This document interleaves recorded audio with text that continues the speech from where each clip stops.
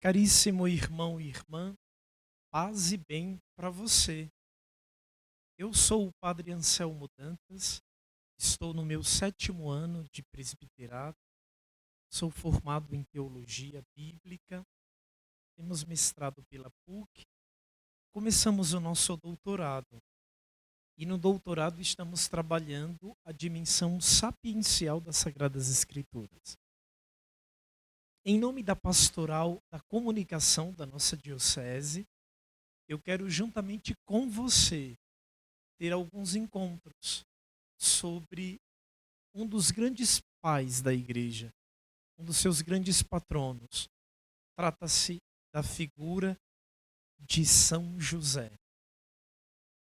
Muito provavelmente, durante o mês, ou até mais de um mês, toda quarta-feira, no mesmo horário, pelas 20 horas, cá estaremos nós, pensando um pouco sobre a imagem de São José, o justo, o obediente, o homem dos sonhos, o pai da fé, o padroeiro dos cristãos, o homem que se tornou modelo e paradigma para todo homem e toda mulher que na vida pretende seguir a Deus, ser feliz e corresponder com fidelidade à mensagem e à proposta do Evangelho.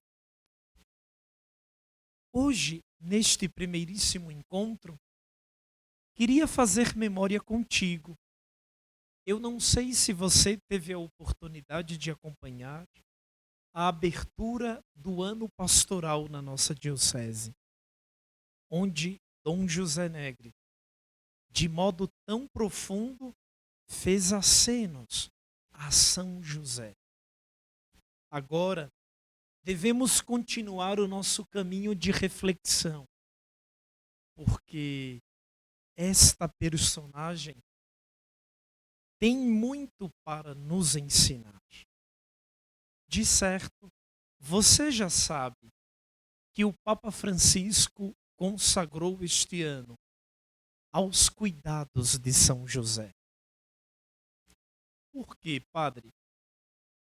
De modo muito simples, em um ano tão conturbado por peste, doença, infecção, tribulações, a quem deveríamos recorrer? Deveríamos recorrer a alguém tão luminoso e alto? O Papa pensou, não. Devemos recorrer àquele que viveu a vida de modo simples. Um homem da terra, um homem do teto, um homem apaixonado pelas tradições. Seu nome? José. São José. Durante todo o ano de 2021, nós estaremos aos seus cuidados, espiritualmente falando. É com ele, com São José, é colocados sob a sua proteção que todos nós queremos estar. Padre, e por onde deveremos começar? Pelas Sagradas Escrituras. De certo, você já sabe, a Escritura é como um coco. Ela é dura, pesada. Ela até estremece de acordo com algumas narrativas. Mas quando ela é entendida, perfurada, compreendida e atingida em seu núcleo, logo temos acesso a uma água saborosa.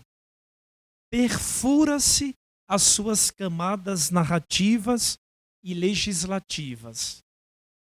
E logo, logo, o ouvinte leitor consegue saborear de uma água doce, singular e que é sinônimo de vida. Quero lhe convidar a navegar nas águas do personagem José, um homem que não foi tão falado assim. Padre, se ele não foi tão falado, haveria espaços nas Escrituras para falar sobre ele? Eu penso que sim. Mas e você? O que você acha? Veja, na Escritura, nós precisamos conceber o papel da literatura. Em toda boa literatura, há imagens que nós chamamos por personagens. Há personagens principais, há personagens secundárias, há um enredo, há um cenário e tudo isso é sempre cortado ou por uma narração ou por uma legislação. No caso das narrações que se contam sobre São José, elas nos foram apresentadas como que a modo de prosa, sobretudo em 2 evangelhos, a saber, no Evangelho de Mateus e no Evangelho de Lucas. Estes 2 evangelistas precisavam responder para suas comunidades a seguinte pergunta: se o nosso Salvador se encarnou, se ele teve uma família, se ele viveu a nossa vida, como foram as suas origens? Ele teve uma mãe. E quem na história se prontificou para cuidar dele a ponto de ser para ele guardião, zelador, pai adotivo? E este foi São José.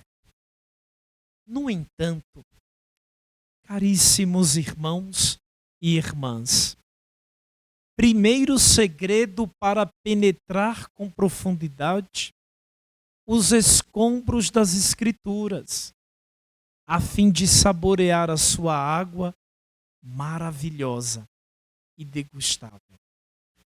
Quanto mais simbólica é uma personagem, mais sensibilidade ela exige no ato de ser pensada. Exemplo, São José. Um homem que não encontrou muito espaço na historiografia das páginas bíblicas no Novo Testamento. No entanto, se eu e você atiçarmos em nós a janela da sensibilidade, que cabe a todo bom leitor frente a uma literatura clássica, então você e eu veremos como a personagem José poderá nos ensinar. Desde o Antigo Testamento, sempre foi assim. Lembre-se comigo, quando é concluído o livro do Gênesis e cai sobre a região de Canaã uma fome profunda, os filhos de Abraão olham um para o outro e pensam: devemos descer ao Egito, porque lá há comida.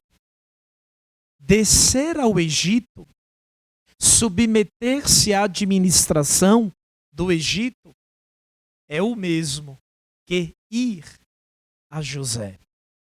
Porque você já sabe que à época dos acontecimentos, quem começou a administrar os celeiros do faraó no Egito, e depois desta administração, ali nunca mais faltou grão e comida para o povo, foi um homem do antigo Israel, chamado José. A Bíblia o chama como o mais novo entre os filhos do velho pai Jacó. De vendido na cisterna, de abandonado pelos irmãos, de entregue à raça egípcia, José tornou-se o homem da administração. Queria concluir este encontro levando-o a uma singela reflexão.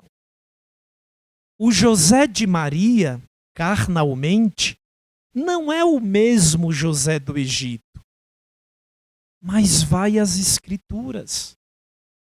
Tenta sublinhar o final do livro do Gênesis e você vai perceber que todas as características que encontramos em São José, a saber, bom administrador, trabalhador honesto, homem de fé, símbolo da castidade, nobreza em obediência e homem cheio de luz, o que este José tinha em Nazaré, na Galileia, aquele do fim do livro do Gênesis também possuía.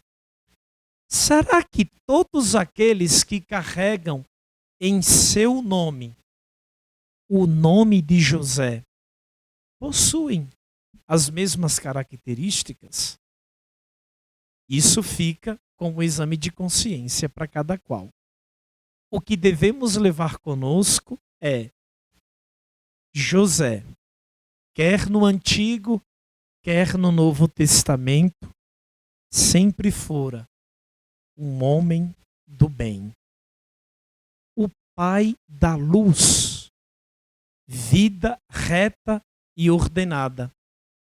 Então, que tal se eu e você, nesta quarta-feira à noite, naturalmente devotada a São José, fôssemos a ele e pedíssemos a ele que enchesse não apenas os nossos armários de pão, mas, sobretudo, o nosso coração de fé, de obediência e, sobretudo, de tolerância.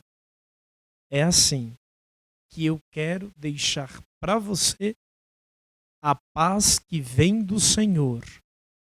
Paz esta que pode se encontrar nas vestes de José, José de Maria, José de Jesus e também José do Egito. Em nome do Pai, do Filho e do Espírito Santo. Amém. Então fique na paz do Senhor, que tão bem São José soube experimentar.